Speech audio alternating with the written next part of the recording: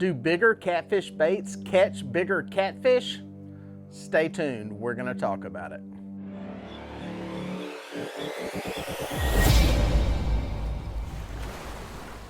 Well, folks, if you've been around any fishing community, whether it be freshwater or saltwater, you've probably heard the saying, big bait equals big fish.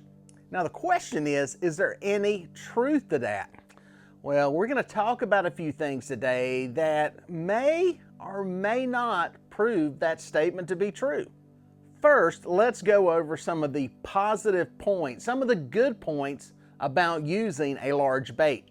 Well, the first thing is, if you're using cut bait especially, you're putting more scent out in the water. Obviously, a bigger piece of bait, a bigger chunk, a bigger hunk, it's got more meat, it's got more juice, got more blood, got more scent. It will put out more scent in the water compared to a comparable bait that is smaller. Basically, look at it as using a giant piece of chum. You're putting a lot more smell out there for fish to possibly key in on. Now, does it work all the time? No, there's a lot of variables that come into play, whether or not you have current, temperature of the water, the depth, and exactly how these fish are moving through the water column. But all things being equal, a bigger piece of bait has the potential to put more scent out into the water. Now, depending on where you are fishing and just how many fish you have in the area you're fishing and the size of them, bigger baits will eliminate smaller fish. What I mean by that is, if you're fishing an area that has a lot of smaller fish, those little fish that will come in there and peck your baits apart, that will pull your baits off the line and never take the hook and never get hooked up, those fish are not able to eat a large bait. So for folks that are fishing in areas that have a lot of small fish, using bigger baits can eliminate some of those pesky bites from those smaller fish. Now I will say this, in my experience, generally speaking, bigger fish do not associate and are not caught around smaller fish. It can happen. Obviously, there are situations where this has happened, possibly for you and it has for me, but most of the time when I'm catching small fish, I'm not catching big fish. The bottom line is I'm probably in the wrong place for catching big fish. But if you're in one of those places, say you're a bank fisherman, it's the only option you've got, putting out a bigger bait will eliminate those small fish, maybe until that big fish comes along, decides to come up in that area and see what everybody else is eating. Now, another advantage to using a large bait when pursuing big fish is, well, it's somewhat psychological. It's somewhat mental. It's really in your head. But that can be a very positive thing, and that a lot of people feel that when they're using big bait, they are fishing for big fish. This can help you in a couple of ways in your state of mind when you're fishing. Subconsciously, you know that you're out there fishing for big fish. You know there are not a lot of them out there. So when you're not getting bit and not getting hit a lot and not catching a lot of fish, you subconsciously realize that, hey, I'm out here fishing for big fish. I'm not going to catch that many. I'm going to have to sit it out and wait.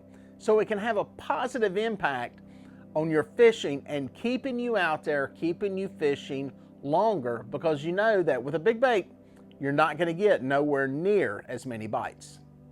Well, what are some bad points to using larger baits in pursuit of bigger fish?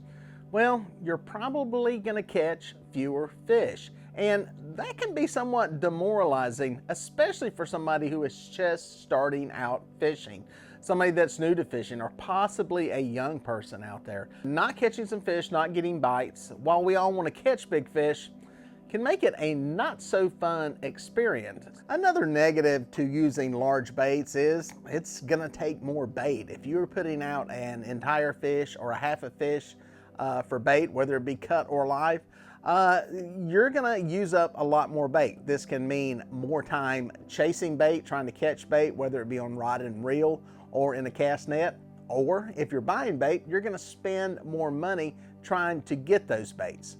Now, one other downside to just using big baits is you may be missing opportunities on catfish that have fed and don't want to consume a really large bait.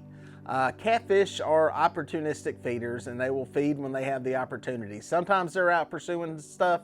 Sometimes they'll eat something just because it's in front of them.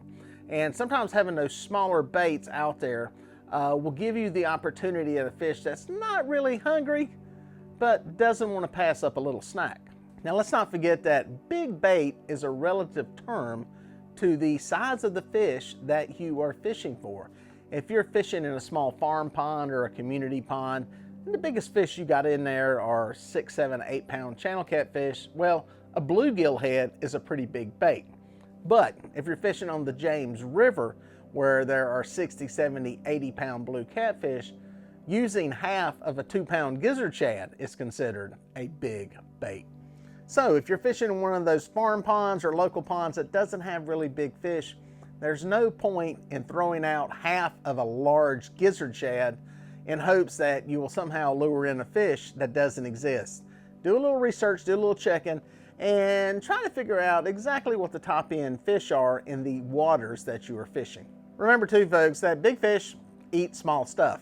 There's a lot of research into the dietary habits of catfish, and while they have found some very large things in a catfish stomach, they have also found handfuls of mussels that are as big as a quarter, crayfish, small shad, that type thing. So sometimes those fish just don't want to eat a super duper big bait.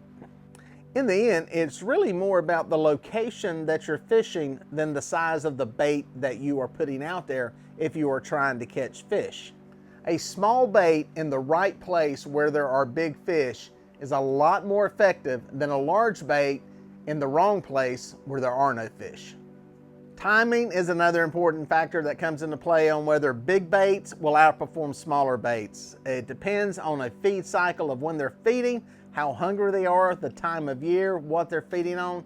Lots of variables come into play. So, is it even worth using big baits? Absolutely. I think there are times where, if nothing else, that psychological advantage plays a big part in keeping people fishing, keeping them out there, keeping them on the water, and keeping them putting the time in, because time is the great equalizer when it comes to catching big fish.